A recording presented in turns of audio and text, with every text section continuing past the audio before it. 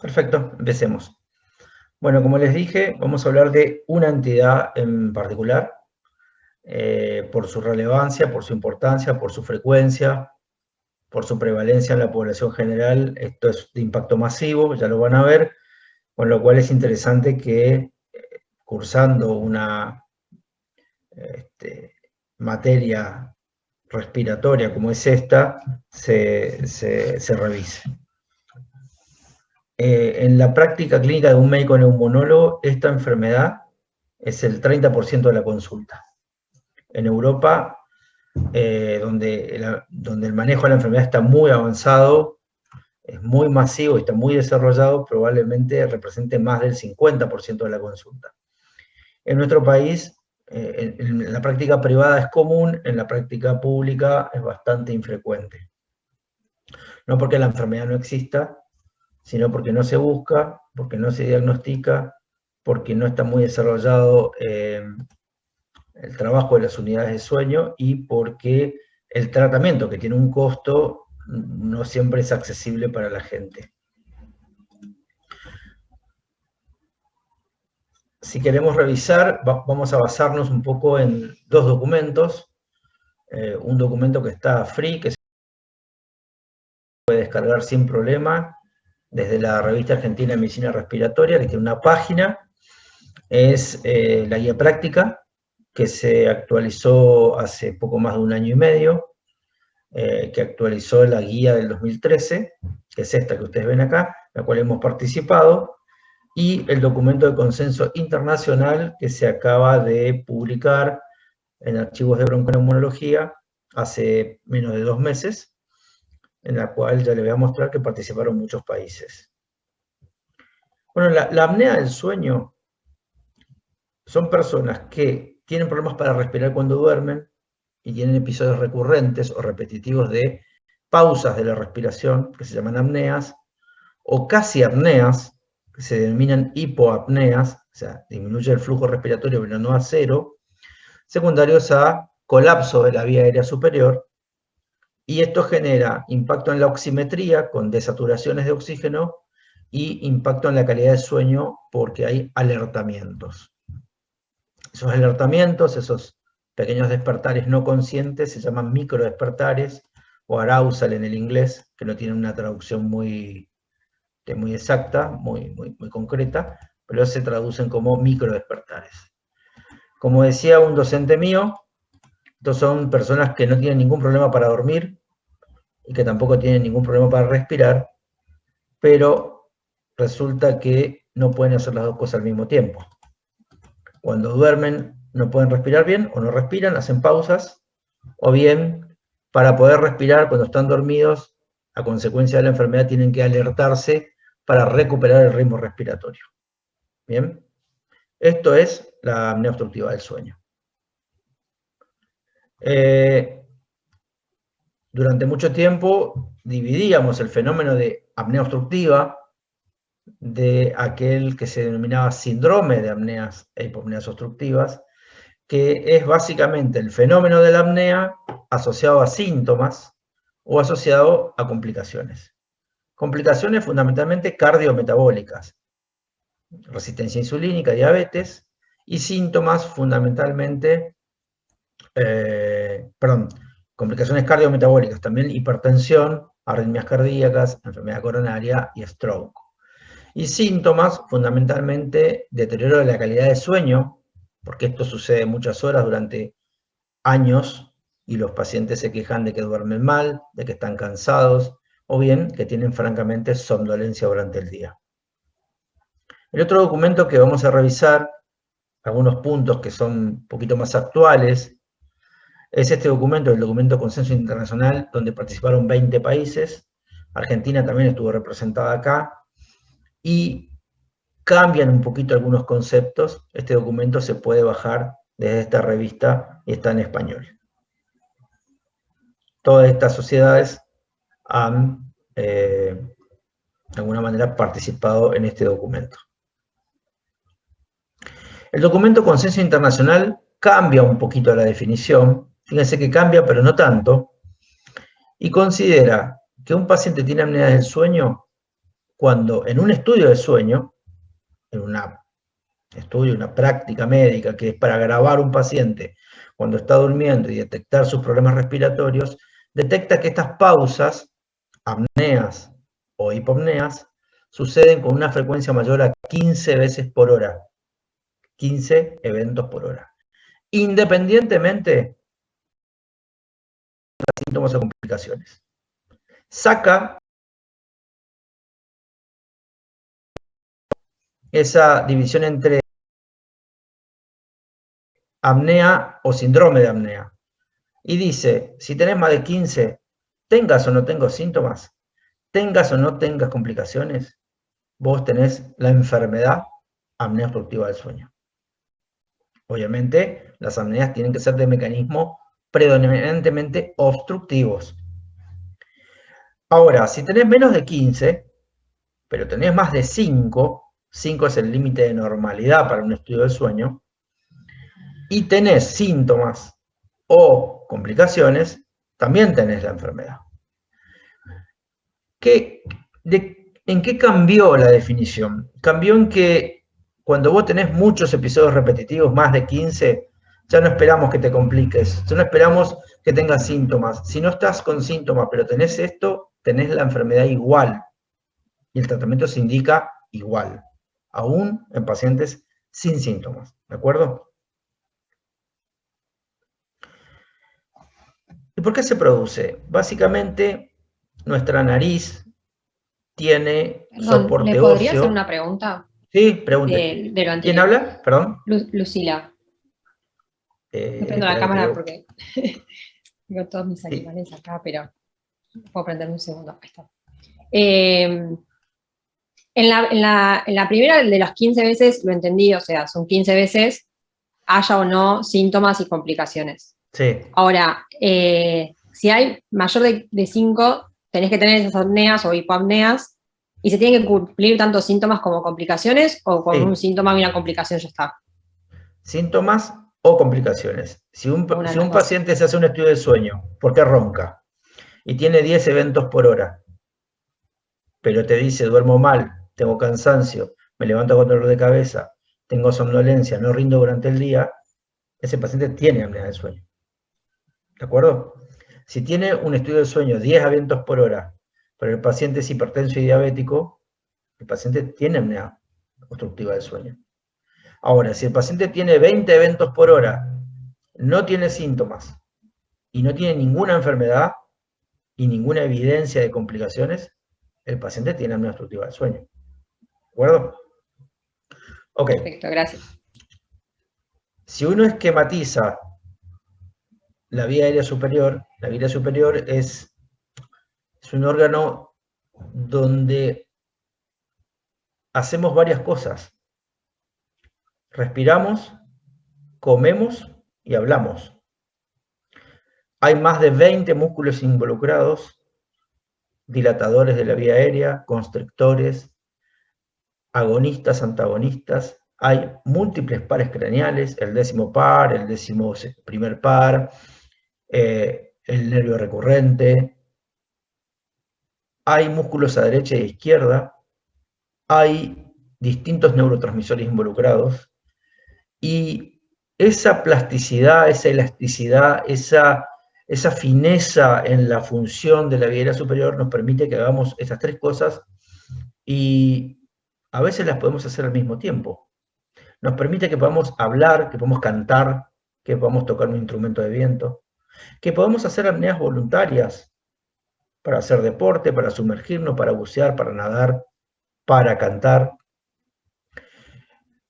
Y en la nariz tiene una estructura rígida dado por el soporte óseo y cartilaginoso, y por debajo de la laringe, ya por debajo de la epiglotis, tenemos la tráquea y la laringe cartilaginosa que tiene un soporte rígido cartilaginoso.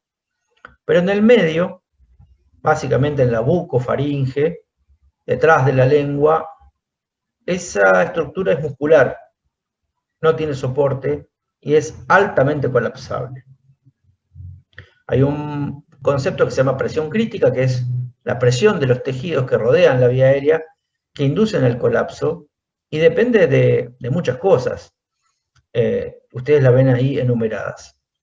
Así que cuando las fuerzas que tienden a colapsar ganan a las fuerzas que tienden a mantener la estabilidad de la vía aérea, se produce obstrucción y se produce una dificultad para el pasaje de aire, que muchas veces se traduce como una hipoapnea o como una real apnea durante el sueño.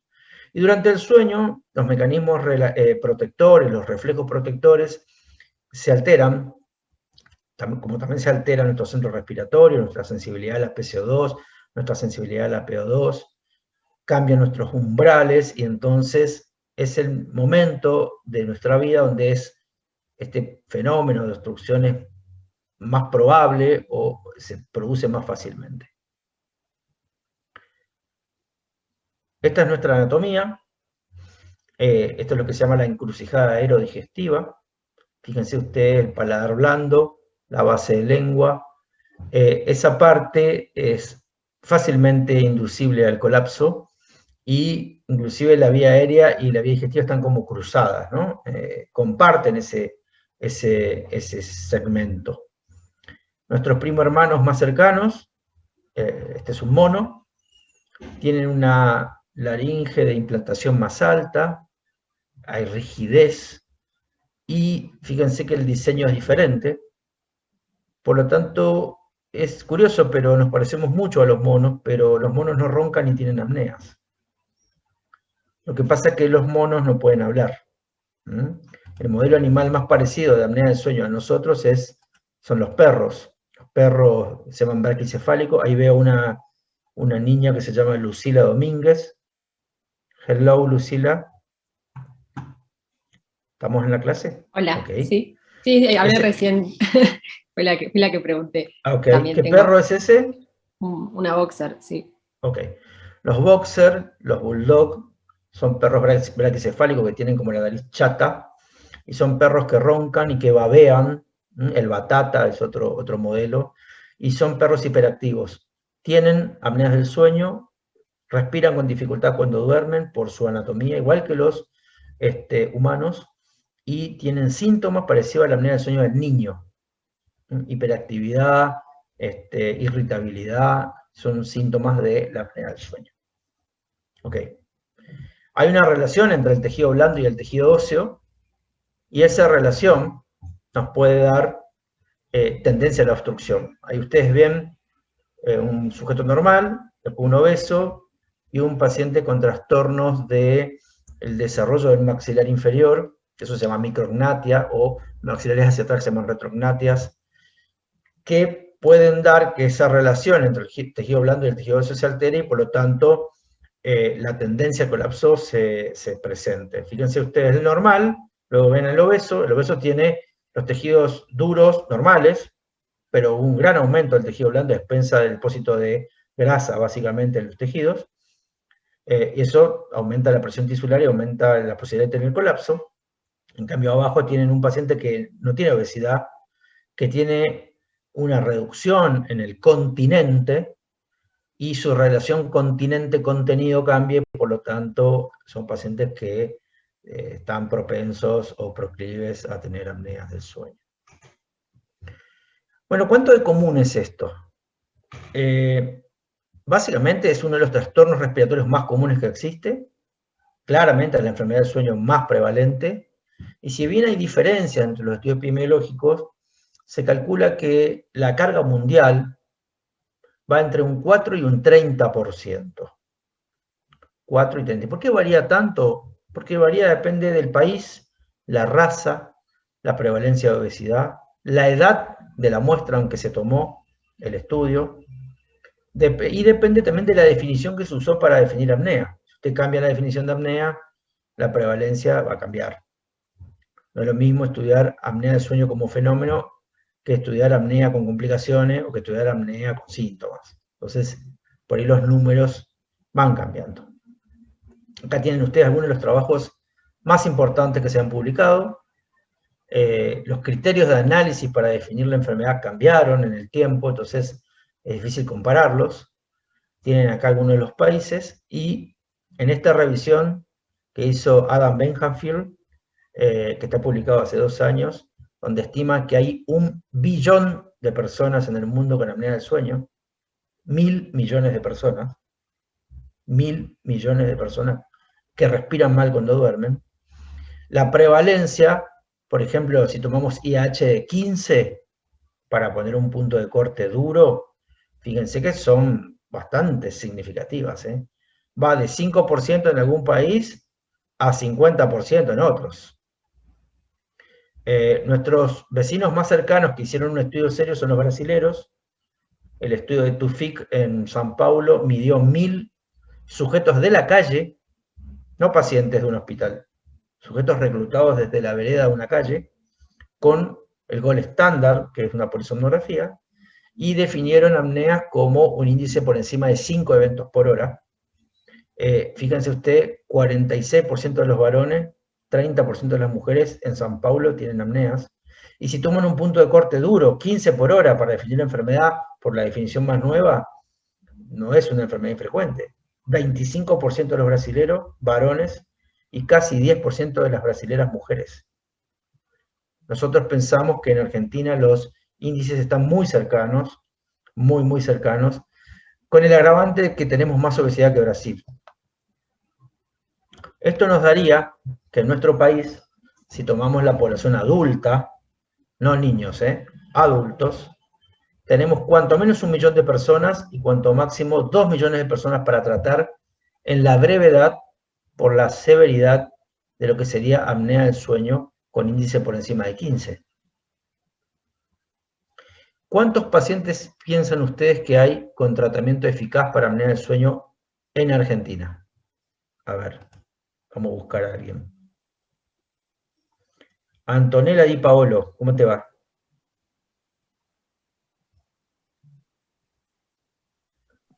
Hola. ¿Cómo estás? ¿Cuántos pacientes con apneas del sueño pensás que estamos tratando en Argentina? ¿Muchos, pocos? No, ¿La mayoría? no, Ok, no, a mí me suena que bastante pocos. perfecto. Tenemos que tratar cuanto menos 1 millón. ¿Cuántos te pensás que estamos? ¿En qué número estamos? ¿Qué opinan? 50.000. Ok. Un 20% de...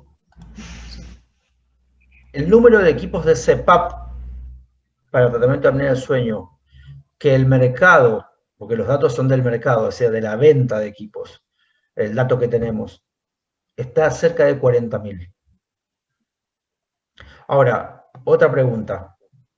Sofía Soro, ¿cómo te va? Hola. Sofía, de esos 40.000 equipos de CPAP que están colocados para tratar la apnea, ¿cuál te parece a vos que es la tasa de abandono al tratamiento?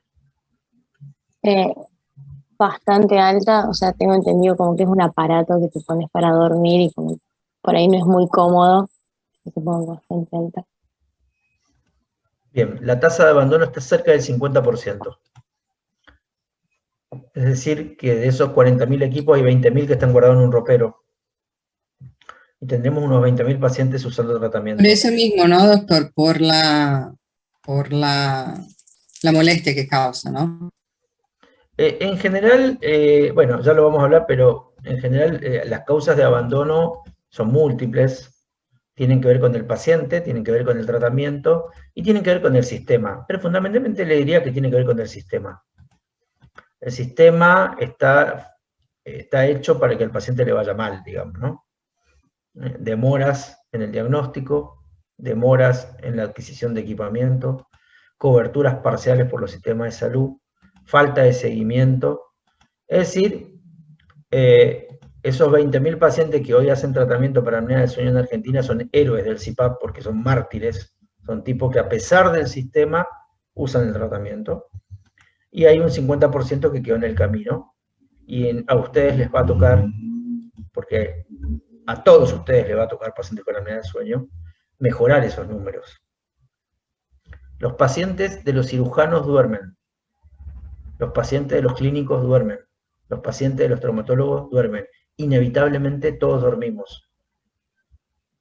Un adulto sano de 60 años pasó 20 años de su vida durmiendo. Y si tiene apnea, se pasó muchos años respirando mal con apneas, y eso tiene consecuencias. Independientemente de cuál fuere la especialidad que hagan, esto va a tener impacto y va a interaccionar con las enfermedades que ustedes traten, independientemente de lo que ustedes hagan. Le hago una pregunta. Perdón. ¿Sí? ¿Quién habla? Lucila. No sé si. Decime. Este total de pacientes son los que son diagnosticados, digamos, que de esos 40.000 son los que están en tratamiento. ¿Hay un porcentaje mayor de personas que no están diagnosticadas, o sea, o que no consultan, o que tienen un mal diagnóstico? 1 millón o 2 millones, no lo sabemos, pero casi... Un montón. Te como diría lo mismo de lo que está diagnosticado. Te diría que recién empezamos a calentar motores. España, por ejemplo, tiene 360.000 CPAP activas. España, país de 50 millones de habitantes parecido al nuestro, con una cultura bastante similar, te diría, y una prevalencia de obesidad parecida, quizás hasta menor que la nuestra.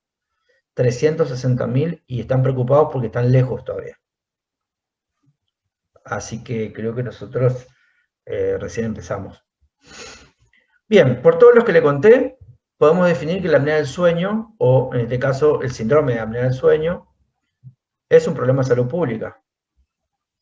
Tiene alta prevalencia, aumenta la morbilidad y la mortalidad. Ya desde el 2005, primeros trabajos que publicaron de que los pacientes con apnea se mueren más que aquellos de igual sexo, edad, body mass index, que no tienen apnea del sueño. Por lo tanto, la apnea del sueño mata gente. Tiene un diagnóstico que es confiable y tiene un tratamiento que es costo efectivo. Es más barato tratar a un paciente con apnea que no tratarlo. Hay muchas publicaciones que muestran eso. Ok, por lo tanto, es un problema de salud pública. ¿Cuáles son los factores de riesgo? Hablamos ya de algunos de estos. La obesidad, ser varón. Ser varón hasta cierto punto, porque en la posmenopausia, ustedes saben que las hormonas a ustedes las protegen, pero después que viene la menopausia las dejan librada a su suerte, y la prevalencia de apnea del sueño en la mujer posmenopáusica es bastante similar al hombre. Alteraciones craneofaciales, síndrome de Down, Pierre-Robin, traumatismos craneales, obstrucción nasal, insuficiencia ventilatoria nasal, micrognatia, retrognatia, macroglosia, malposición dentaria, etc. Hipotiroidismo, el hipotiroidismo fundamentalmente el mixedema, por una cuestión de depósito de grasa y líquido, también favorece la obstrucción de la vía aérea. Antecedentes familiares, tener un papá o una mamá con apnea del sueño casi duplica el riesgo de tener apneas. Yo tengo padres, hijos y nietos con CPAP, familias enteras.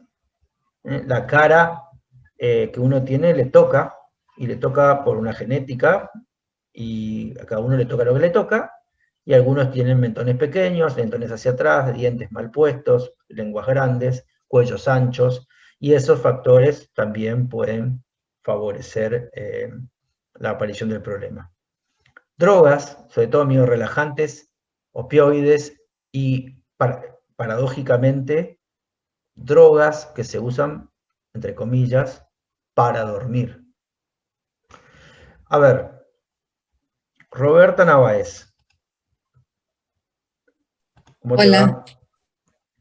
Decime, ¿vos serías capaz de indicar una medicación para tratar la hipertensión a un paciente sin tomarle la presión? Pero no, claro que no. Ok. ¿Y te parece razonable que la gente indique una medicación para dormir sin tener un diagnóstico de qué le pasa al paciente y por qué duerme mal? Después de hoy me parece que no mucho, pero Ok. a veces me imagino que lo que pasa con mucha frecuencia es que el paciente procura su médico porque viene de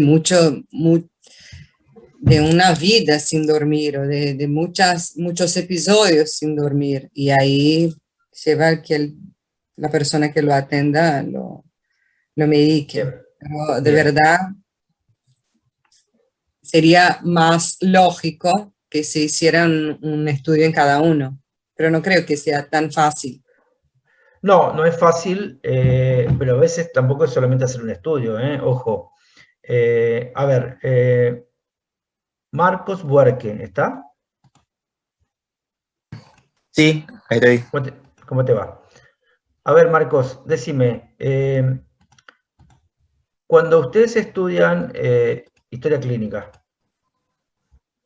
¿a ustedes les sugieren o les sistematizan el interrogatorio y la exploración de ciertos hábitos que son fisiológicos, como por ejemplo, cómo come el paciente, cómo se alimenta, cuáles son sus ritmos de alimentación, o cuánto líquido toma, o cuántas veces va a orinar? Y eso inclusive uno no se olvida de preguntar cuando tiene un paciente enfrente. ¿Qué te parece que es importante preguntarle a un paciente respecto de cuando duerme? ¿Te parece importante? ¿Qué le preguntarías? La frecuencia con que se despierta, si cuando se despierta se siente como que se descansó, si su sueño fue un sueño, como digo, efectivo. A ver, ¿qué más? Si tiene un compañero que duerme junto, que le pregunte al compañero si suele despertarse con roncos, no sé. Bien. ¿A qué hora te acostás? ¿A qué hora te levantás? ¿Cuántas horas Claro, eso dormís? también. ¿Dormís igual los fines de semana que los días de semana? ¿Te pasa algo cuando dormís? La gente que viene al consultorio nuestro viene por una de tres cosas. O viene porque no puede dormir, motivo de consulta común, eso se llama insomnio, hay muchos tipos, pero básicamente, doctor, la verdad que vengo porque no puedo dormir. No hace falta hacer un estudio para hacer diagnóstico de que el paciente tiene insomnio. Doctor, vengo porque me duermo en todos lados. Motivo de consulta frecuente. Estoy cansado. Duermo y parece que no duermo. Duermo, pero me levanto más cansado que cuando me acosté. Eso altera la calidad de vida significativamente. Y la tercera consulta es porque duermo y cuando duermo hago algo raro. Ronco, tengo pausas, hablo, rechino los dientes, me levanto y camino, pateo, le pego a mi mujer. Eso te sirve para hacer diagnóstico. Hablo dormido, se llama somniloquia, es una parasomnia del sueño. Doctor, perdón, ¿el bruxismo, por ejemplo, estaría involucrado en algo de eso? El bruxismo es rechinar los dientes cuando dormís. Sí, y estaría involucrado en algo de... Por supuesto, es una parasomnia del sueño. Me levanto y camino, se llama sonambulismo. Pateo, se llama síndrome de piernas inquietas o movimientos periódicos durante el sueño. Le pego a mi mujer, se llama REM sin atonía o algunos le dicen síndrome de sueño REM sin atonía. Son pacientes que tienen un sueño REM y que viven su sueño y actúan su sueño y por lo tanto a veces están soñando que pelean o que los persiguen y entonces no tienen atonía muscular y viven su sueño. Sueñan que juegan al fútbol y patean, etc. Es un problema del sueño, la gente viene por eso, consulta por eso. No se diagnostica si uno no sabe que la enfermedad existe. Uno no entiende lo que encuentra en un paciente cuando uno no sabe lo que está buscando. A veces el paciente te lo cuenta y te está contando que le está pasando esto, y como uno no sabe que puede ser una enfermedad y no sabe que hay métodos complementarios para estudiar esto, muchas veces los pacientes pasan años con estos problemas. Ok. La cuarta... sí, diga.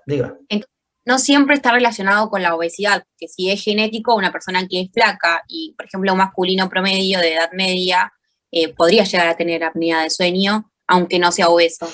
Nosotros tenemos un estudio publicado en Medicina Clínica Barcelona hace 2 o 3 años, donde analizamos los pacientes no obesos que habían consultado con un estudio de sueño.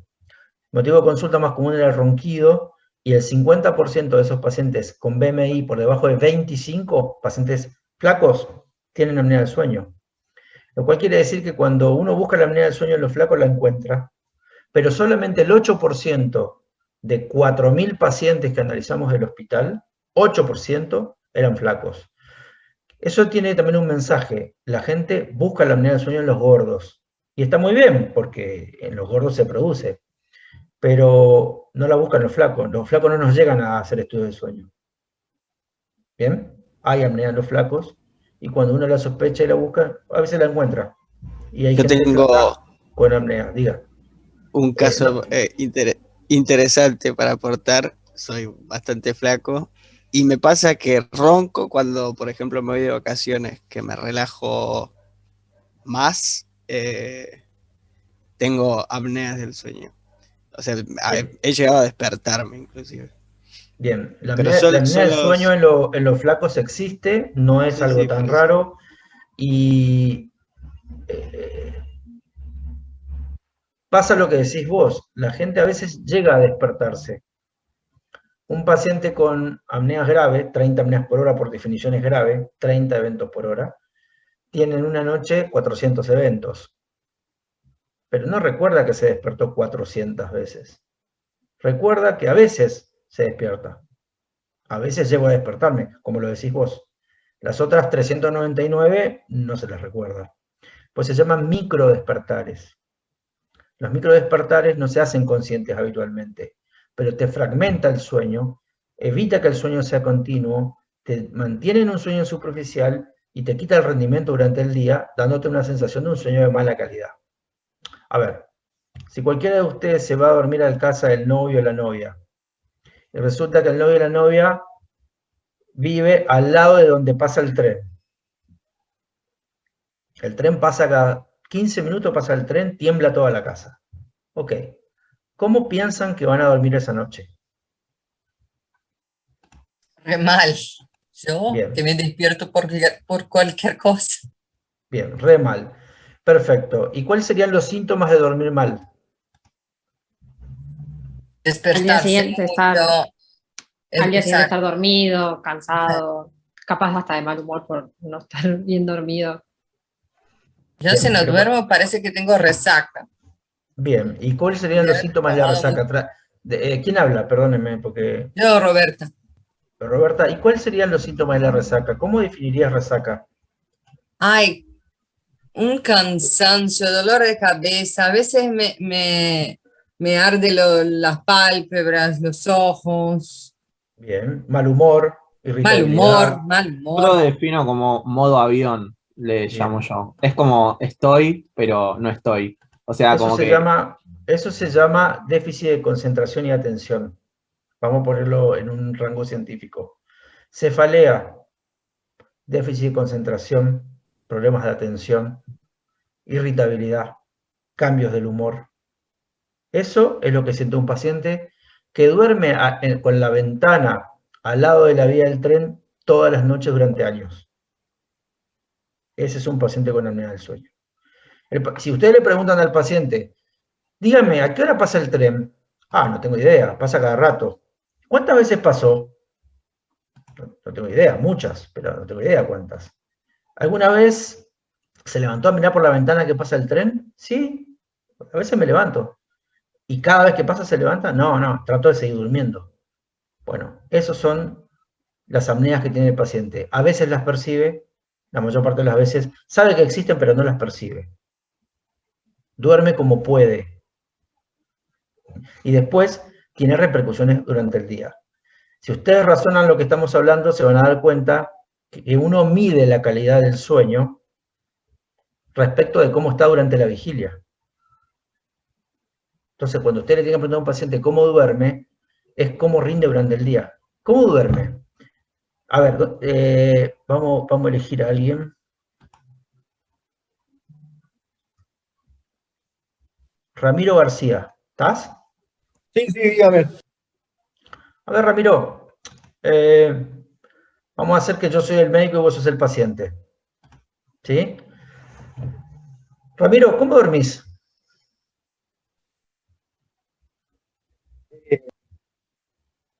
¿Cómo calificas tu sueño? ¿Dormís bien? ¿Dormís mal? ¿Dormís más o menos? Depende la actividad que tuve en el día. Si capaz que no me cansé mucho, probablemente me cueste mucho más dormirme y termine durmiendo mucho más después. Y capaz que Bien. mientras más duermo, me levanto más cansado a veces. Habitualmente, un día normal de tu vida, ¿te levantás cansado? Sí, la verdad que sí. ¿Haces siestas? Trato que no, porque si no me cuesta mucho después dormir. Perfecto. Si pudieras, ¿harías siestas? Y de hecho, cuando duermo poco, cuando estoy estudiando mucho, hago siestas de 20 minutitos como para poder recuperar un poco el cansancio. Perfecto. Este es el tipo de conversación que tenemos con los pacientes. Bien. Así como hay gente que interroga sobre cómo orina, si el chorro llega lejos, si corta el chorro para hacer el piso o no, si se va al baño muchas veces, si a qué hora va, si a la noche o durante la tarde, durante el día, si toma mucho líquido, etc. El sueño se interroga de esta forma. ¿Bien? Vamos a ir a cosas más divertidas. Fíjense que estuvimos hablando de esto. Signos y síntomas de la enfermedad. Algunas se presentan durante la noche y otras durante el día. Estuvimos hablando justamente de esto. Y hay algunas formas de manifestación de la enfermedad que son poco habituales, pero las vemos. Por ejemplo, levantarse a orinar de noche muchas veces es un síntoma bastante típico de apnea del sueño. Los pacientes con apnea del sueño no tratada se levantan 4 o 5 veces a orinar. Se invierte el ritmo de micción y los pacientes tienen alteraciones en la secreción de ciertas hormonas, el péptido natriurético auricular, por ejemplo, la ADH, por ejemplo, y entonces tienen nocturia. Y los niños hacen pis en cama, por ejemplo. Insomnio, interesante. El insomnio dijimos que no tiene nada que ver con la apnea del sueño. Bueno, hay mujeres, sobre todo las mujeres, usted sabe que las mujeres siempre son especiales, tienen manifestaciones inhabituales de la apnea del sueño. De hecho, la somnolencia es muy común en hombres. Las mujeres se quejan de otras cosas. Se quejan, no soy la misma que antes. Doctor, no rindo. No rindo como rendía antes. No rindo en el laburo, me desconcentro, estoy torpe, me olvido de las cosas, pierdo la billetera. Eso pueden ser síntomas de estar durmiendo mal. Impotencia sexual.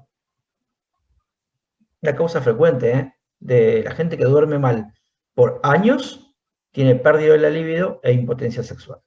Ok. Este es un trabajo que hicimos con la gente del Hospital Alemán y analizamos 1000 pacientes con polisomnografía y con cuestionarios y veíamos cómo se presentaban clínicamente los pacientes aquí en Buenos Aires que habían consultado por alguna forma de apnea del sueño, cuyo diagnóstico fue confirmado por un estudio Gold Standard.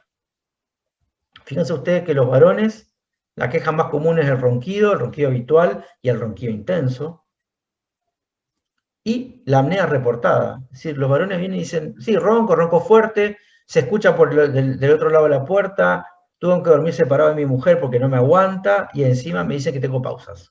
Ese es el relato más característico. Ahora, las mujeres dicen, estoy cansada, me cuesta dormirme y tengo dolor de cabeza.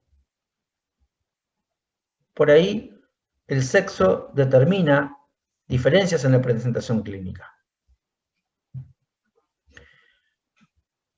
¿Cómo lo diagnostico? Bueno, en realidad primero tengo que sospecharlo. Hablamos de algunas cosas, roncadores, pacientes con malformaciones craneofaciales, obesos. También hablamos de comorbilidades, sobre todo en algunas situaciones. Somnolencia al conducir vehículos. hipertensos refractarios, gente que tiene hipertensión y que no se controla con la medicación habitual, o que tiene evidencia en los estudios de que se pone hipertenso de noche. Eso lo vemos mucho en los Holter, en los MAPA. Pacientes tienen más presión de noche que de día. Eso nos tiene que hacer pensar que algo le sucede al paciente, y una de las causas más comunes es esta. Diabetes, sobre todo diabetes con hiperglucemias matinales, o simplemente pacientes con síndrome metabólico. También, con cierta frecuencia, los pacientes vienen porque han tenido accidentes o casi accidentes, lo que se llaman incidentes, que a veces pueden ser laborales o domésticos.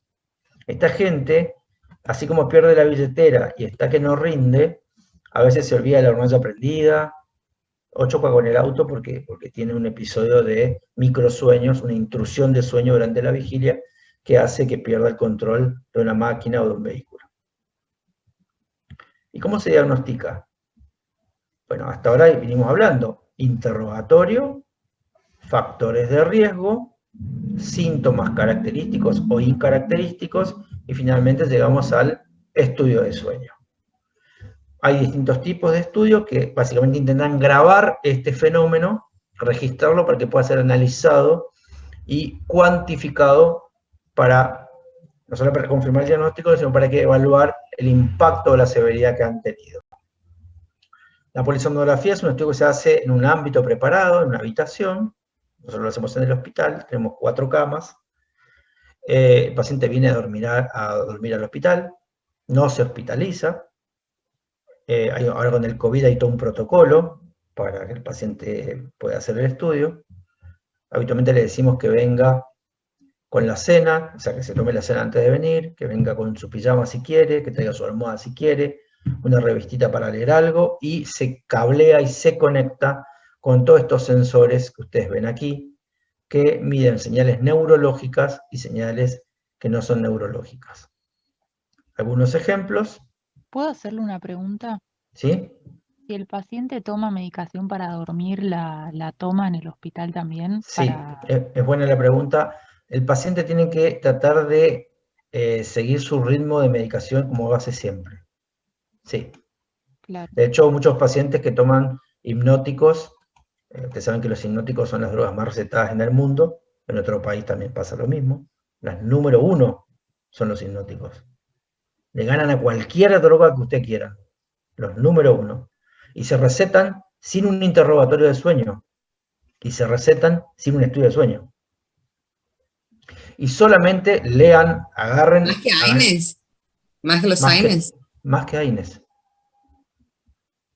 Tomen ustedes un prospecto de casi cualquier hipnótico, casi cualquiera, y lean las aprobaciones que tienen por los organismos regulatorios. Tienen aprobaciones para su uso agudo, 4 a 8 semanas. Otros pacientes lo usan 10 años, toda la vida. Uno lo pone, pero no lo saca más. Ser muy criterioso cuando uno indica un hipnótico. Ok, acá tienen pacientes que vinieron a dormir y así quedan de bonitos después del cableado para los registros de los estudios de sueño.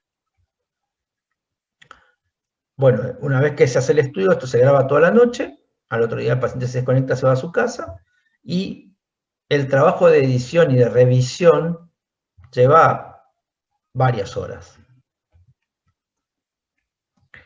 Bueno, estas son las indicaciones, no voy a entrar en detalle, pero estas son las indicaciones de una polisomnografía en cuanto a el diagnóstico de un trastorno respiratorio del sueño. Son las que estuvimos conversando, básicamente, y a veces hacemos polisomnografías cuando intentamos diagnosticar mediante un estudio ambulatorio, que ya vamos a ver, y el estudio ambulatorio no nos convenció. Entonces va directamente a polisomnografía. Nuestro hospital tiene polisomnografía y también hace estudios ambulatorios para diagnosticar apnea del sueño. Pero les voy a mostrar. Esto es un trazado polisomnográfico en una página de 2 minutos. Acá hay 2 minutos del sueño de un paciente, así se ve el trazado. No quiero entrar en detalles técnicos porque esto lleva tiempo a aprender, pero fíjense que tienen muchos canales neurológicos en la parte de arriba y muchos canales respiratorios en la parte de abajo, entre los cuales está una banda abdominal, una banda torácica, que miden los movimientos del tórax, un micrófono para el ronquido, una cánula en la nariz para medir el flujo, dice NAF y PAU, esos son los canales respiratorios, un oxímetro en el dedo para medir la oximetría, y un sensor de posición para medir en qué posición está durmiendo el paciente. En este caso, en decúbito lateral derecho, dice R de right. También tiene el electrocardiograma que ven en verde y todas las señales neurológicas, y esta es una respiración normal durante 2 minutos del sueño de un paciente. Pero profesor, con todo eso es imposible dormir. Y aparte que estás lejos de tu casa. Bien, durante mucho tiempo esta fue la única forma de medir el sueño. Eso ha cambiado, ya les voy a mostrar. De hecho, nosotros somos pioneros en este tema y llevamos casi 20 años haciendo estudios ambulatorios. Acá ven otro momento de la noche del paciente, donde la misma grabación, con el mismo montaje, con las mismas señales, con los mismos canales, pero el paciente, si miran en el micrófono, tiene una señal entrecortada de ronquido. ¿Bien? Y aquí ven el mismo montaje del mismo paciente, un rato después. En este caso, ven episodios. Si ven en el canal que dice NAF y el que dice PAU, que son los canales respiratorios que miden el flujo, hay un cese de flujo cuando el paciente mueve el tórax y el abdomen. En realidad no hay uno, hay 3 en esta página. En cada uno de esos episodios, la saturación cae de 96-97 a 81. Después vuelve a subir, cuando el paciente recupera la respiración, pero como vuelve a parar de vuelta, vuelve a caer a 80-79 de vuelta. ¿Lo ven? Esto es lo que le pasa 300 o 400 veces al paciente que tiene apnea del sueño. Si miran los canales de arriba, en negro, fíjense que coincidentemente con la recuperación de la respiración, hay una modificación de la señal electroencefalográfica, que no hay que ser un genio para verla, porque se ve, se modifica la señal, hay aceleración y modificación de los grafos de elementos, que nos dice que el paciente tuvo lo que se llama un microdespertar. ¿Bien? Ok, esto lo vemos en los trazados polisonográficos, y como le dije, esto es una sola página de 2 minutos, pero esto a veces lo ves 8 horas, 400 veces por noche. Y hay un fenómeno de saturación, resaturación y nuevamente desaturación que genera hipoxia intermitente y es responsable de muchos de los mecanismos de daño que va a tener la enfermedad. A veces el fenómeno de obstrucción no genera cese de flujo, pero si usted se fija en el canal PAU, hay una caída de flujo que va a generar una desaturación. Y arriba va a generar un microdespertar. No son apneas, son casi apneas. El flujo se reduce pero no se elimina, que se llaman hipoapneas y generan el mismo daño. Por lo cual se agrupan en un indicador común que se llama IAH, índice de apnea e hipopnea, y se expresa por hora de sueño. Se han desarrollado registradores más chiquitos, más livianos, portátiles y por supuesto más baratos, que permiten que el registro de la señal respiratoria se tome en la casa. Fíjense ustedes que es una forma de medir la capacidad respiratoria durante la noche, y se hace con un cinturón torácico y abdominal para medir esfuerzo, un micrófono para el ronquido, una cánula nasal para medir flujo, y un oxímetro en el dedo para medir saturometría. Algunos equipos miden también otras cosas, electrocardiograma, posición, etc. Y te permite que el paciente lo haga en su casa, siguiendo una vida un poquito más rutinaria y durmiendo en un ambiente un poco más natural. Este es un paciente nuestro en nuestro laboratorio del sueño, con una técnica explicándole cómo colocar un polígrafo respiratorio. Ese es el polígrafo, fíjense que ya son cada vez más chiquitos. Este tiene un solo cinturón para medir esfuerzo, un oxímetro y una cánula nasal. En este momento nosotros tenemos validado estas técnicas y lo hemos comparado con otras, inclusive hemos validado nuestros propios polígrafos, y los pacientes se los llevan a su casa, no puestos como está, sino que le explicamos cómo se lo coloca, y el paciente se lo coloca solo en su casa. ¿Bien? ¿Cuándo pedir qué estudio? Ok. Básicamente, cuando la probabilidad es muy alta de tener apnea, o cuando es muy baja, podemos pedir lo que querramos. El que tengamos disponible, idealmente nosotros empezamos con un test domiciliario. Perdón, doctor, Sí, o sea, sí. ¿ambos estudios evalúan cosas distintas o es lo mismo? Me da la sensación que no, que la polinsomnografía es más completa. ¿Y por qué te da la sensación de que no? Sí, claramente, la polinsomnografía es más completa porque tiene más canales, estamos midiendo más cosas, ¿no? Estamos de acuerdo. La polisomnografía tiene señales neurológicas que la poligrafía no tiene. ¿Bien? Ah, claro, Entonces, ¿qué te parece a vos que medimos? ¿En qué te parece que puede impactar que medir menos sea diferente? ¿Quién habla? Estefanía, Estefanía. A ver, ¿en qué te parece? de nuevo, ¿cómo? Son técnicas diferentes, por supuesto, medimos cosas diferentes. A ver, el esfuerzo torácico, el flujo nasal y la oximetría es lo mismo, pero en la polisomnografía medimos más canales, más señales, tenemos más información. En la poligrafía tenemos información estrictamente respiratoria. ¿Sí? No es igual, por supuesto que no, son complementarios entre los dos. Pero, ¿en qué les parece que puede estar el problema de medir menos? La actividad cerebral. Bien. Cuando yo le di la definición de la enfermedad apnea del sueño, ¿hablamos de actividad cerebral? ¿Hace falta un criterio de actividad cerebral para definir la enfermedad? No. No. Hace falta ver las apneas y ver la saturación de oxígeno y ver el flujo respiratorio. Así que no hace falta esa señal para diagnosticar la enfermedad, ¿eh? No es un criterio de diagnóstico. Entonces, ¿por qué querríamos tenerla? ¿A alguien se le ocurre algo más? Cuando yo le hago un estudio... Sí. No, iba a decir si tal vez puede descartar otra causa que genere alteración del sueño, el electroencefalograma. Bien, bingo. Si yo pienso que el paciente tiene epilepsia, no le voy a hacer una poligrafía respiratoria. Le tengo que hacer una polisomnografía, estamos de acuerdo.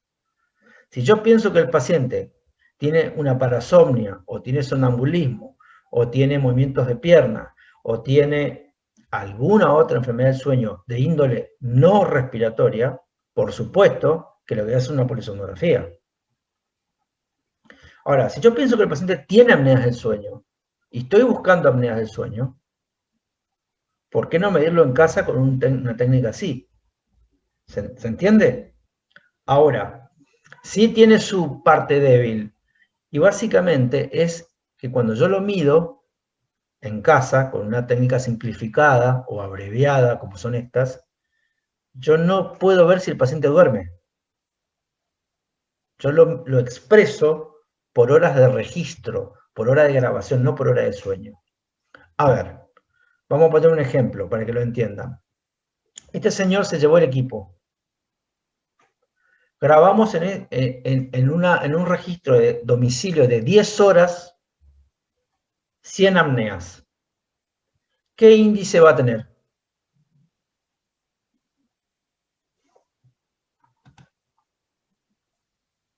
¿Está Madeleine Pino? Hola, sí. ¿Cómo te va, Madeleine? Decime. Grabó el señor 10 horas con este equipo. Le medimos 100 apneas. ¿Qué índice de apnea y hipopnea tiene?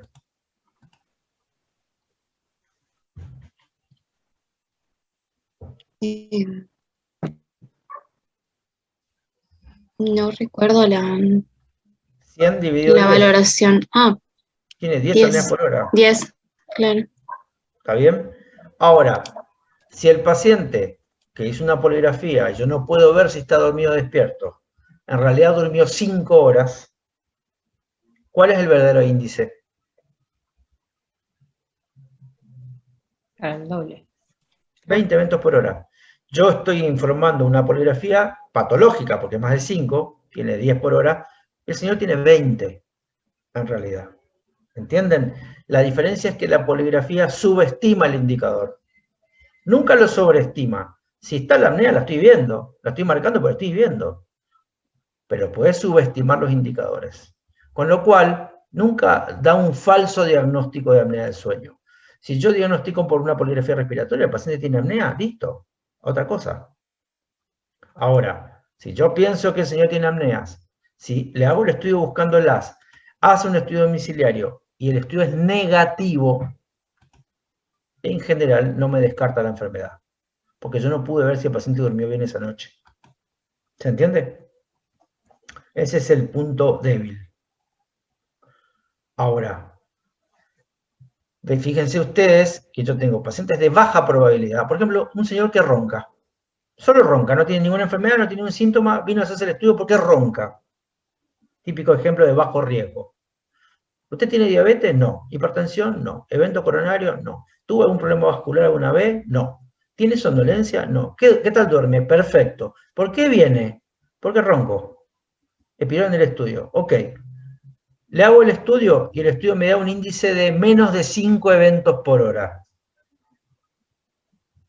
Normal. Oximetría, normal. ¿Les parece que hay que hacer otro estudio más después del estudio domiciliario? No, no hay que hacer más nada. ¿Está bien? Ahora, si a ese mismo paciente le hago el estudio domiciliario y tiene apneas del sueño, cumple criterios para el diagnóstico de apnea del sueño en el registro, el paciente es positivo, tiene diagnóstico, no hay que hacer otra prueba. En bajo riesgo no tenemos grande problema. En alto riesgo, hipertenso, diabético, obeso, varón más de 50 años, cuello grande, ronca intensamente, tiene somnolencia, alto riesgo. Le hago la prueba domiciliaria, poligrafía respiratoria, es muy patológica. ¿Tengo que confirmar el diagnóstico? No. Tiene apnea del sueño, punto. Tratamiento. Ahora, ojo el piojo, porque si ese paciente, que yo pienso que tiene apneas, que tiene muchos factores de riesgo, que tiene síntomas compatibles, yo le pedí una prueba domiciliaria y no es diagnóstica, yo tengo que ir a la polisonografía. No me quedo tranquilo, porque acá lo que importa más es la sospecha clínica. ¿De acuerdo?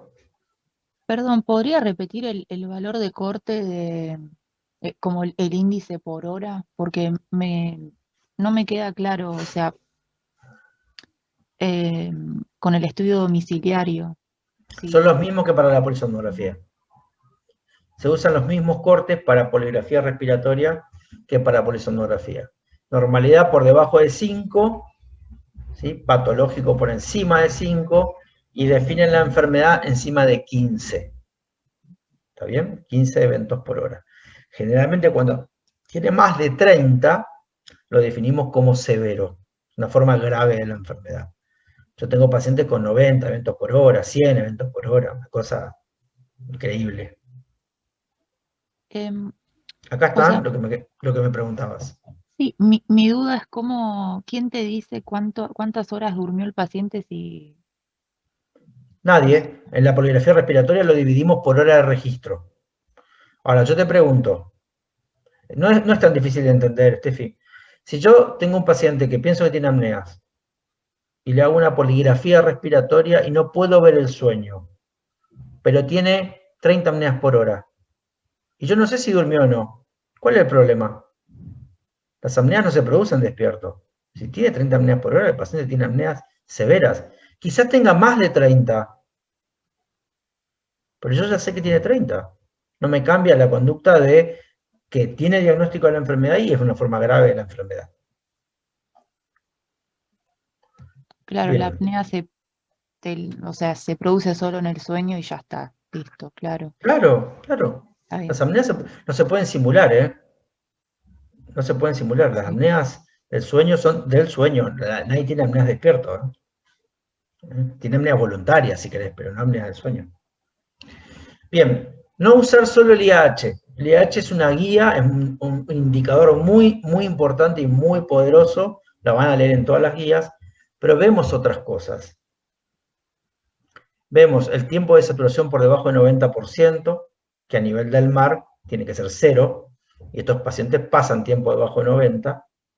Ese es un indicador oximétrico que habla de exposición a la hipoxia y habla de riesgo cardiovascular.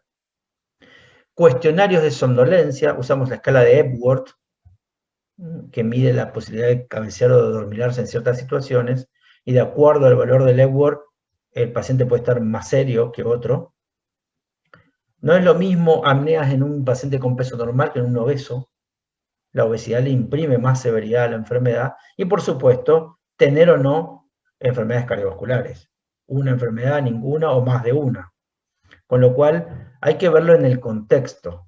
¿Se entiende? A ver, vos tenés dos pacientes, Antonella Di Paolo. Bien, Antonella, vos tenés dos pacientes. Los dos roncan y vos pensás que tienen apnea. Le pedís el estudio del sueño a los dos. Te vienen con el estudio los dos. Los dos tienen 15 eventos por hora. Claramente patológico, y probablemente en el contexto que lo pediste tienen el diagnóstico de apnea del sueño. Pero uno de ellos tiene somnolencia y el otro no. ¿Están igual de grave los dos? No. No. Sí, no, No, yo no supongo están que igual de no. graves los dos. No están igual de graves los dos. A ver, vienen dos pacientes con sospecha de apnea del sueño. Le pedís el estudio de sueño. Te traen el reporte los dos. Uno tiene 20 eventos por hora, pero no tiene enfermedades cardiovasculares ni síntomas. El otro tiene 15 eventos por hora, pero es diabético, hipertenso y tuvo una ACV. ¿Están igual de graves los dos? No. El que tiene el valor más bajo tiene mayor gravedad porque se evalúa el contexto del todo. Bien. Entonces ese sería más grave. Bien. Le hago una pregunta más difícil. Uy. Vos tenés dos pacientes que pensás que tienen apnea del sueño. Le pedí el estudio a los dos. Te traen diagnóstico confirmado con una polisomografía o una poligrafía, como quieras. Los dos tienen 15 eventos por hora. Ninguno tiene enfermedades coexistentes. Uno tiene 40 años y el otro tiene 80. ¿Cuál está más grave? El de 80 no era la edad. ¿Cuál está más grave, el de 80 o el de 40? En esta no estoy muy segura. Supondría que el de 80 porque pasó más tiempo bajo todo ese contexto de episodios. Pero ahí no estaría muy segura. ¿Alguien piensa igual o alguien piensa distinto? Yo hubiese dicho también el de 80 por la edad y por Bien. la misma. Claro, El yo de hubiese 80, pensado que al ser una persona más joven, por ahí con no tanto la presión de las comorbilidades de la edad, que tenga, digamos, el mismo perfil que uno de 80, por ahí me hablaba también de que esté más grave en otro sentido. bueno, el de 80 no está más grave. El de 80 llegó a los 80 con sus apneas del sueño. El de Yo iba a 40, decir que el de 40. Perdón, el se de me había 40 trabado. tiene que demostrar que va a llegar sin problemas a los 80. Y le quedan 40 años por delante durmiendo así. Es inverso. O sea, mientras más joven sos, más seria la situación. ¿De acuerdo? Es un poco capciosa, pero es un razonamiento lógico. Pero capaz Ok. que el de 80 pasó toda esta vida, toda la vida con eso. Por eso, sí, claro. Ah, Es bueno, muy y ahí probable. que tiene una apnea con 15 eventos por noche no está tan mal cuanto el de 40, eso. Que ya tiene con 40 dos eventos. Exacto, por eso. El Entendí. tiempo de exposición es el que ahí te marca alguna cosa, ¿no? Bueno, nosotros les muestro rápidamente cosas del hospital.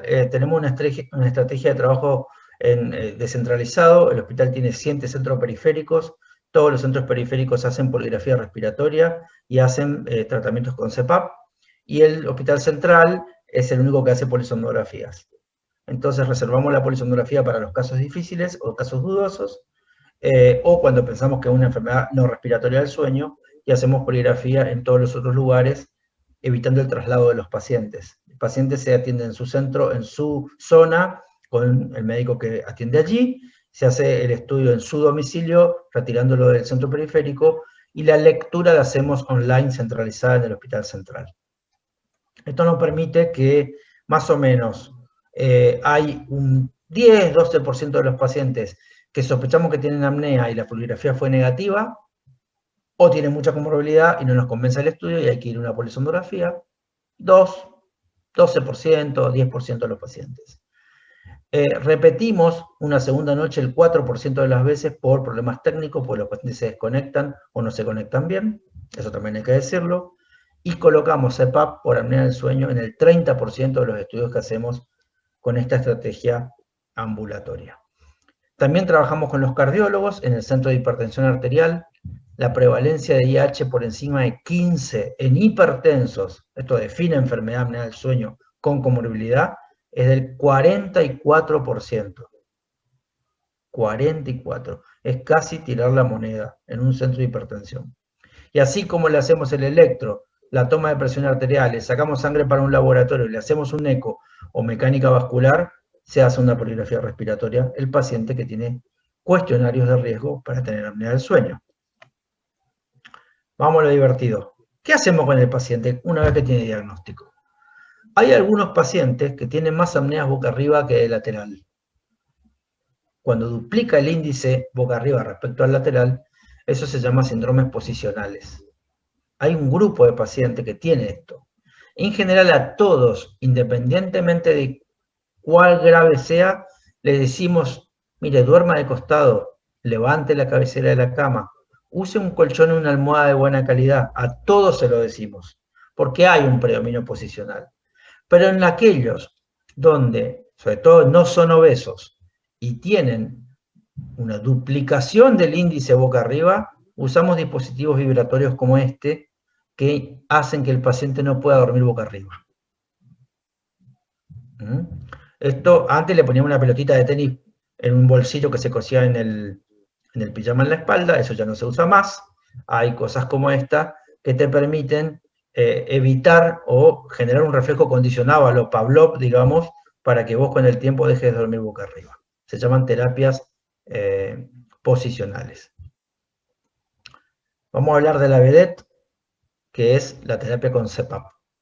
CPAP es una sigla de inglés que significa presión positiva continua en las vías aéreas, Continuous Positive Pressure Airway, que evita el colapso de la garganta cuando uno está durmiendo. Básicamente, lo que hace el CPAP es generar un colchón de aire, aumentando la presión intraluminal, venciendo las fuerzas que tienden a colapsar la vía aérea y manteniendo el patrón de apertura durante todo el ciclo respiratorio cuando el paciente está con la máscara colocada. Es una terapia no invasiva que se usa solo para dormir y siempre para dormir, lo cual incluye también probablemente las siestas, haciendo que el espacio aéreo recupere su tamaño y su forma evitando el colapso durante el sueño. Ahí tiene usted el ejemplo de un paciente sin CPAP y un paciente con CPAP a 15 centímetros de agua de presión. La presión se mide en una unidad que se llama centímetros de agua. Hay distintos tipos, distintos modelos, más modernos, menos modernos, más chicos, más grandes, con humidificador, sin humidificador. Este vasito con agua que ustedes ven es para poner agua para que el aire tenga cierta temperatura y humedad y no genere efectos adversos en los pacientes. Y hay distintos tipos de máscaras, nasales, oronasales o almohadillas que son como bigoteras que van colocadas en las narinas y que sirven para administrar el flujo de aire que viene del dispositivo al paciente. El dispositivo se pone en la mesita de luz, tiene un botón de prendido y apagado, son eléctricos y obviamente el paciente lo utiliza para dormir. Acá vienen otros modelos de máscaras, ahora tenemos más de 60 máscaras, hay un mercado, casi una máscara para cada cara, y esto es como probarse un zapato para correr la maratón de 8 horas, que va a ser el tiempo que el paciente utiliza el CPAP durante la noche. ¿Cuáles son las indicaciones de usar un CPAP? Básicamente estado severo, SAOS moderado a severo, más de 15 eventos por hora, y también pueden ser los pacientes con apneas leve cuando tienen síntomas o muchas comorbilidades. Así que el IAH no es un criterio para indicar CPAP, hay que verlo en el contexto, ¿no? Si el paciente tiene índice alto, pero también hay que tomar en cuenta la obesidad, las comorbilidades, los síntomas del paciente, etc. Estos son los algoritmos que existen para indicar CPAP. El número mágico es 15 porque es el que determina el riesgo vascular o cardiometabólico si quieren. Entonces ese es el numerito que a partir de el cual abrimos mucho los ojos y buscamos pacientes candidatos para hacer tratamiento con CPAP. Una pregunta, ¿qué presión de oxígeno tiene el aparato? 21%. El CPAP se utiliza sin oxígeno. Es aire de la habitación. El aparato chupa el aire de tu habitación por un filtro que tiene en la parte de atrás. Una turbina muy chiquitita lo genera alto flujo y eso, administrado con la máscara, aumenta la presión en el sistema, evitando el colapso de la garganta. Es aire. Hay pacientes que usan oxígeno. Tenemos, por ejemplo, hay una patología que se llama overlap SAOS-EPOC, que es muy común, porque la EPOC es común y porque el SAOS es común. Y esos pacientes a veces usan CPAP, corrigen la apnea con CPAP, pero desaturan mucho de noche, a pesar de tener el CPAP colocado, por la EPOC, por el enfisema, porque hay un mecanismo de hipoxemia diferente, y entonces duermen con CPAP y oxígeno. Eso existe y hay muchos pacientes que tienen que usar las dos cosas. Pero el paciente con SAOS puro corrige habitualmente tanto la apnea, la hipopnea, el ronquido, la desaturación y la calidad del sueño solamente con presión de aire, usando FIO al 21%. Profesor, y una pregunta, ¿es caro, es costoso este aparato? ¿Cómo es? Bueno, un CPAP, hay dos tipos de CPAP fijo, donde el equipo le da siempre la misma presión de aire, son los más económicos y los que se usan, se sugieren masivamente, y hay unos tipos ¿Más que se llaman... económico qué sería? En pesos argentinos, cerca de 50.000 pesos. Y un CPAP automático tienen sensores que calibran y buscan la presión ideal, detectan las apneas y las registran en una memoria para que los médicos podamos bajar. Cada vez que un paciente viene a verme, yo lo veo al paciente y veo el equipo y hago la semiología del equipo. Sé a qué hora se lo pone, a qué hora se lo saca, cuántas horas lo usa, qué días no los usa, sé qué apneas le está dejando el equipo, si tuvo fuga por la máscara. Lo hago cada vez que el paciente viene. De hecho, lo hago a distancia también.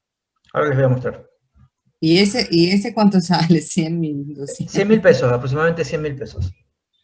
Nuestro servicio, en este momento, tiene 900 pacientes con CPAP. 900 pacientes.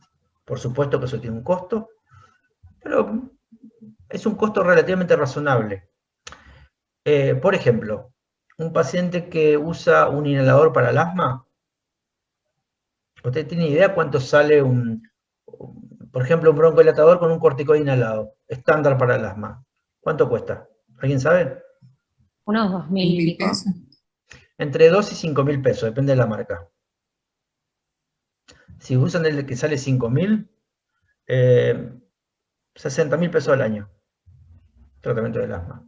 No crean que el tratamiento de la hipertensión es muy diferente. Un paciente que usa 2 drogas antihipertensivas no gasta menos de 5.000 pesos por mes. 60.000 pesos al año. Un CPAP vale 50. Te dura años. Dura unos 10 años el equipo. ¿Sí? Se van renovando tecnológicamente, son como las computadoras, ¿viste? Van cambiando todo el tiempo. Acá tienen ustedes pacientes reales del consultorio. Tenemos una vitrina ahí llena de máscaras para hacer la demostración de máscaras. Se le explica al paciente cómo... Ese es un equipo, el que está arriba de la mesa, ese chiquitito. Y ven ahí distintos tipos de máscaras, almohadillas nasales, máscaras nasales. El paciente de arriba a la izquierda, mientras que le poníamos el equipo, se quedaba dormido, como pueden ver ahí. Esto pasa bastante. Y los vemos a distancia. Hoy los equipos tienen un chip de telefonía, yo entro acá, hoy tengo teleconsultas, tengo 16 pacientes agendados hoy a la tarde, veo al paciente, hablo con ellos, como estoy hablando con ustedes, la consulta es virtual y el equipo lo veo desde acá. Y si quiero cambiar la programación del equipo, lo hago desde acá. Esa tecnología hoy se utiliza en Buenos Aires como en cualquier lugar del mundo y tenemos 900 pacientes conectados.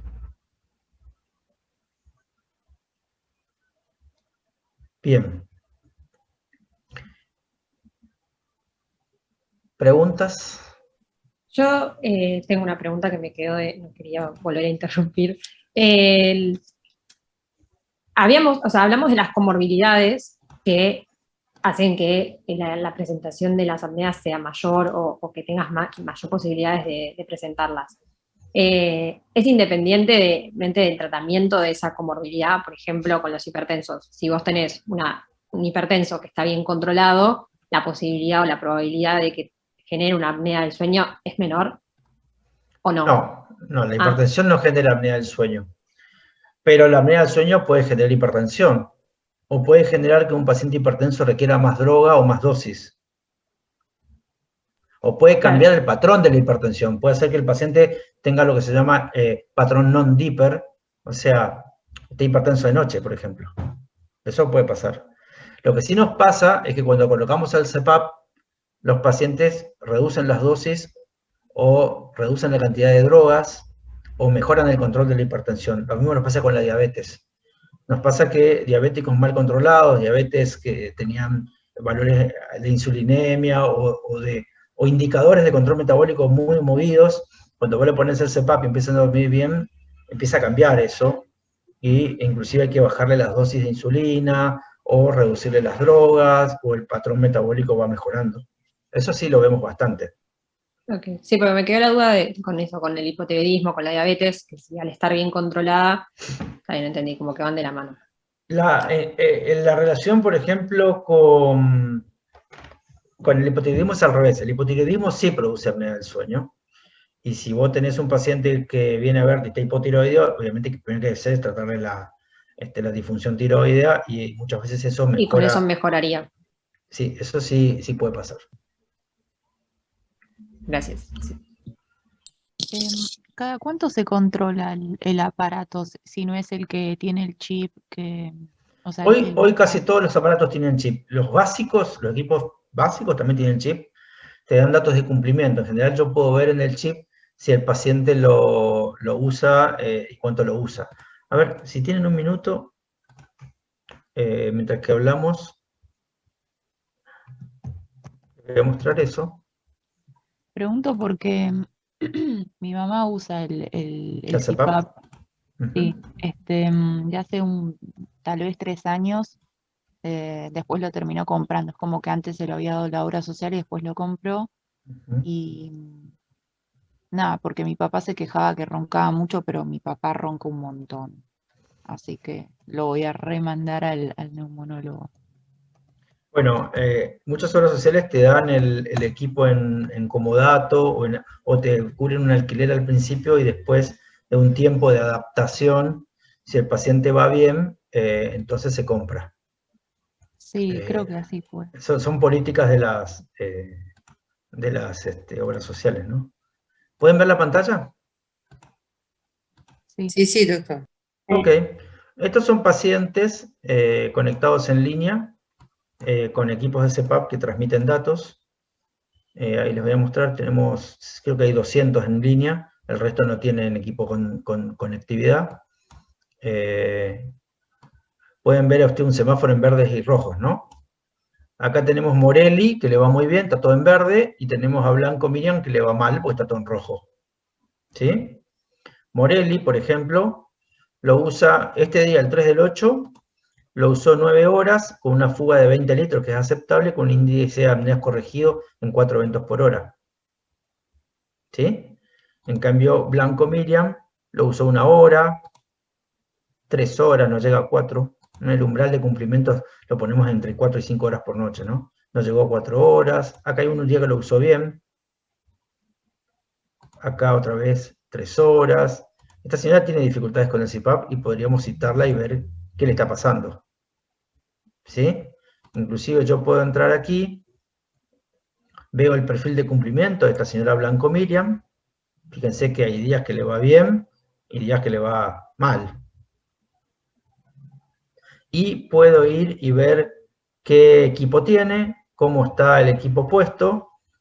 Tiene el AirSense S10 Elite de CPAP en modo fijo a 7 centímetros de agua.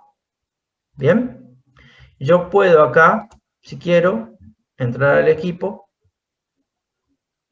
Está un poquito lento, discúlpenme. Y cambiar la programación del equipo. Envío los ajustes y cuando el módem del equipo llama, se cambia en su casa. O puedo sacar informes. Vamos a sacar un informe de 30 días. Y ver la señora Blanco Miriam, ¿sí? Cuántos días lo usa, qué promedio de tiempo lo usa por noche, cómo está el equipo, qué equipo tiene. Y este equipo da datos de fuga e índices de eficacia, como el índice residual de eventos por hora, que en este caso está corregido. La señora con 7 centímetros de agua corrige la apnea. El problema es que lo usa poco, no sabemos bien por qué.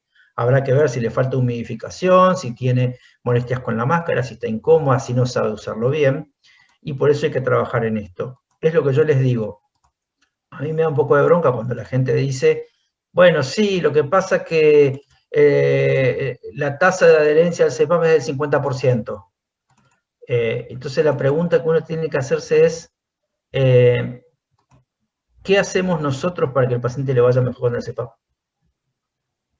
¿Qué se ha hecho con el paciente para que le vaya mejor? ¿Le ofrecimos otra máscara? ¿La estamos monitoreando? La mayor parte de los pacientes no se hace nada, o sea, nadie los controla, nadie les baja datos al equipo, los pacientes se arreglan como pueden, digamos. Y por supuesto que una terapia es difícil, para una enfermedad grave. Pero la gente hace la terapia, aunque ustedes no crean, hay pacientes que vienen a pedirlo. Los pacientes vienen a pedir el CPAP. La gente reclama soluciones para dormir mejor. Doctor, vengo porque leí que hay un aparatito con una máscara y bueno, yo ronco mucho y la verdad que estoy durmiendo muy mal. ¿Usted está dispuesto a usarlo? Sí, no, si esto me mejora, lo uso. Eso es todos los días, no es que va a pasar alguna vez. Profesor, ¿cuánto tiempo más o menos tarda para que un paciente se adapte al aparato? Más o menos? Es muy variable. Hay gente que se enamora del CPAP la primera noche y lo viene a pedir. De hecho, se hace cuando vos empezás con esto, haces una prueba con CPAP, le hacemos la demostración de máscara, se lo prestamos unas noches, el paciente vuelve y descargamos los datos para ver cómo le fue. Eso se llama titulación de CPAP. Es un paso previo a la prescripción de un equipo para el paciente. Eso se llama titular el CPAP. Ver qué presión necesita, qué equipo, qué máscara. Hay pacientes que hacen la titulación y después no te lo quieren devolver, porque el cambio puede ser muy rápido. Y por supuesto, hay pacientes que tienen dificultades. Estuve incómodo, no me gustó, no me convence, no quiero, no sé. ¿Ustedes qué creen? ¿Cuál creen ustedes que es el paciente que va a adherir mejor?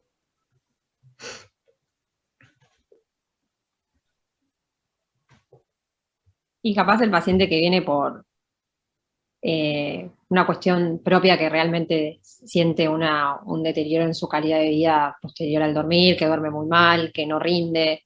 Correcto. Los pacientes sintomáticos son más adherentes. Sí. Ahora, si yo tengo un paciente que viene porque es gordo e hipertenso, que no tiene ningún síntoma, que percibe que duerme bien, y yo le digo, mire, usted tiene apnea grave, tiene que usar un CPAP, a veces lo percibe como un problema y no como una solución. Sí mismo se me ocurrió capaz el que va por recomendación de la persona con la que duerme, mujer o hombre, que dice, no, mi pareja siempre dice que, y vengo porque le molesta, si te dan a separar, también para mí eso implica una falta de adherencia. Los más adherentes son, bueno, hay factores vinculados a mejor adherencia.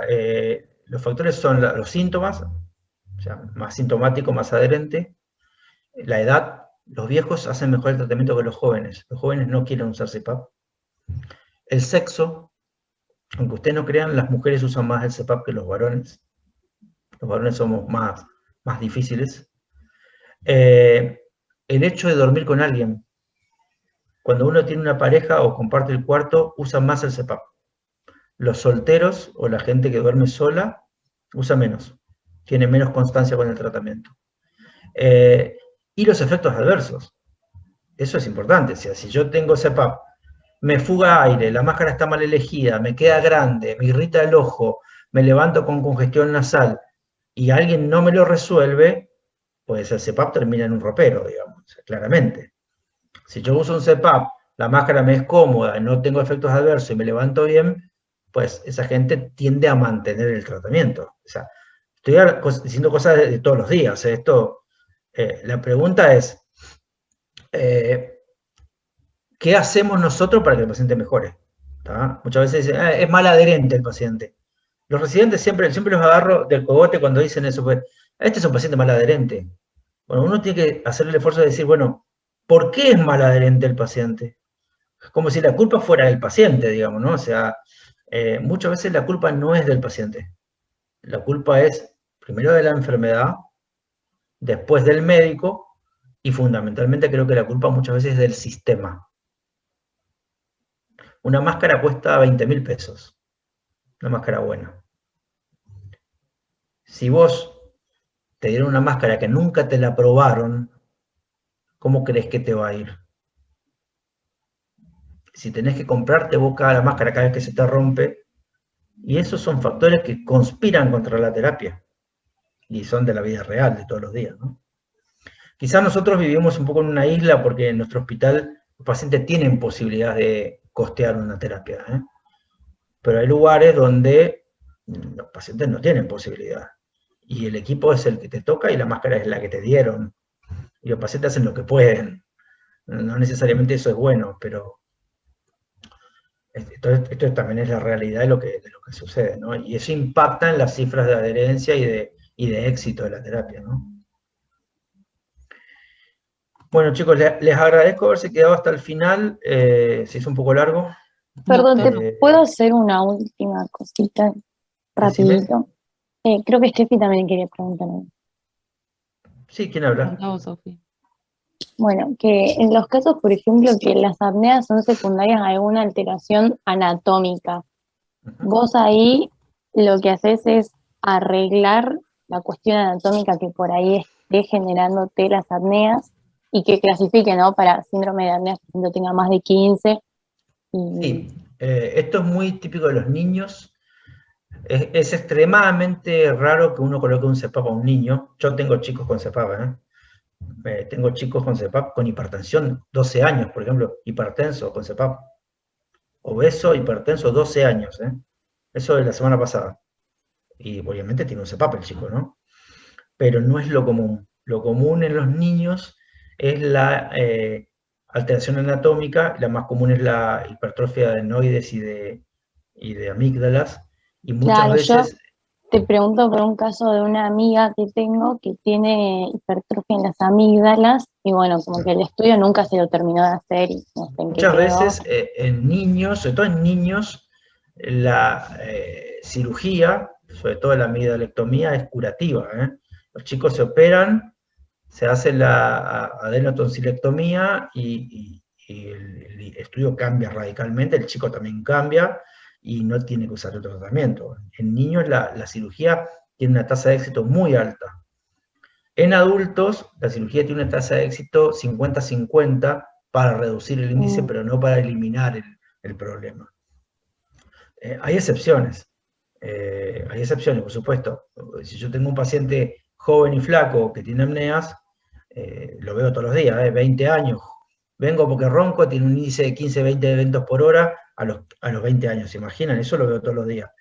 Por supuesto que ese paciente también lo ve el otorrino, se come una tomografía y muchas veces una laringoscopía, y si tiene un factor anatómico se evalúa con el otro grupo tratante, que es el grupo quirúrgico, la posibilidad de que el chico pueda acceder a un tratamiento anatómico.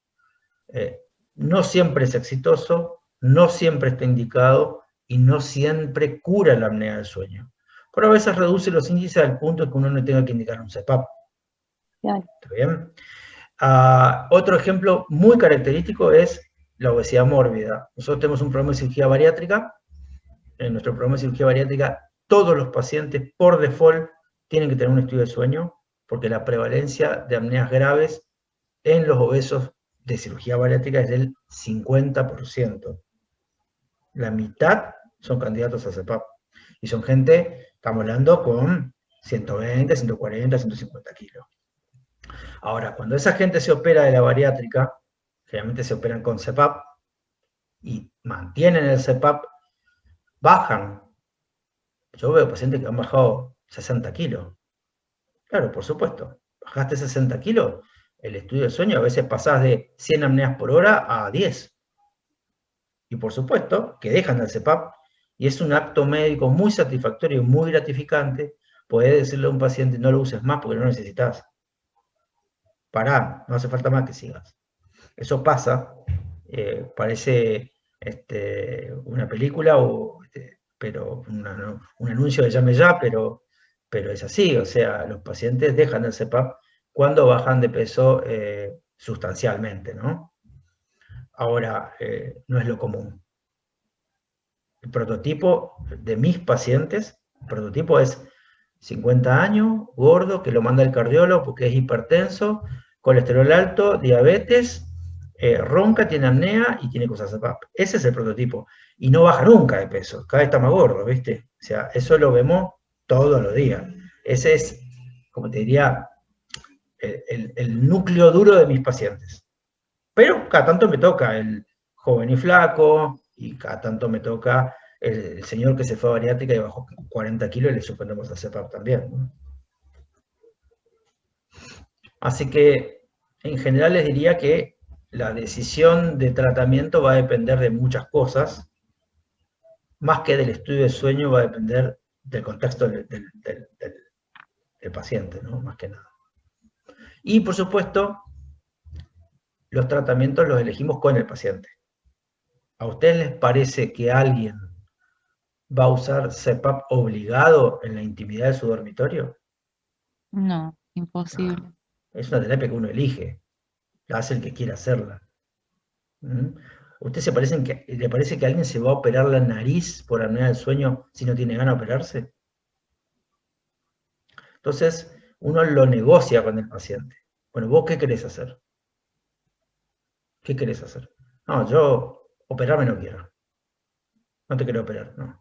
Hay alguna chance, yo no te ofrezco garantía, pero quizás si te arreglamos la nariz y el velo de paladar, un poco podrías mejorar. No, doctor, pero yo a quirófano no voy. Bueno, el tratamiento es a medida. Vamos a plan B y al plan C. Como toda la medicina es así, ¿eh? Uno no indica, uno sugiere, uno recomienda y muchas veces negocia con el paciente. Yo tengo pacientes que no querían usar CPAP y que después vuelven porque quieren usarlo. Eso pasa mucho, como llevo 15 años haciendo esto. No, usted me vio hace 3 o 4 años, doctor, porque yo roncaba y tenía apnea, y usted me dijo que te usa la máscara, pero yo no quise y no viene más. ¿Y ahora por qué viene?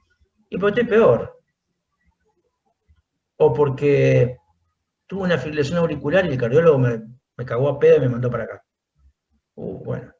¿Y ahora qué querés hacer? Y no, voy a probar la máscara. Y bueno, empezamos. Eso es la vida real de todos los días, ¿no?